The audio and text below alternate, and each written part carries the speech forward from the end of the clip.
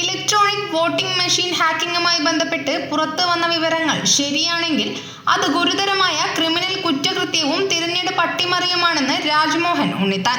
സംഭവത്തിൽ സമഗ്രമായ അന്വേഷണം നടത്തണമെന്നും വിഷയത്തിൽ താൻ കേന്ദ്ര ആഭ്യന്തരമന്ത്രിക്ക് പരാതി നൽകുമെന്നും അദ്ദേഹം വ്യക്തമാക്കി.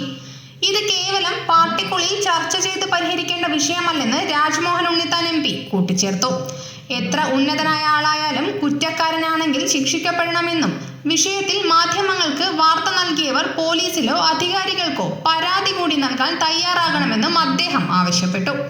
കാസർകോട്ടെ കോൺഗ്രസ് നേതാവ് BM ജമാലിനെതിരെ സംസ്ഥാന നേതൃത്വത്തിന് പരാതി ഉയർന്ന പശ്ചാത്തലത്തിലാണ് ഈ പ്രതികരണം. EVM ഹാക്കിങ്ങിന് BJP പദ്ധതി ഇടുന്നുണ്ടെന്നും ഇത് തടയാൻ തന്റെ പക്കൽ സാങ്കേതിക വിദ്യയുണ്ടെന്നും പറഞ്ഞ് ജമാൽ പണം തട്ടിയെന്നാണ് പരാതി. ഉദുമ, കാസർഗോഡ് മണ്ഡലങ്ങളിൽ നിന്ന് ഇത്തരത്തിൽ പണം വാങ്ങിയതായാണ് ആരോപണം. സംഭവത്തിൽ BM ജമാലിനെതിരെ കർശന നടപടി വേണമെന്നാവശ്യപ്പെട്ട് UDF കാസർഗോഡ് ജില്ലാ കമ്മിറ്റി UDF സംസ്ഥാന കമ്മിറ്റിക്കും KPCC പ്രസിഡന്റിനും പരാതി നൽകിയിട്ടുണ്ട്. News bureau, Kannur media.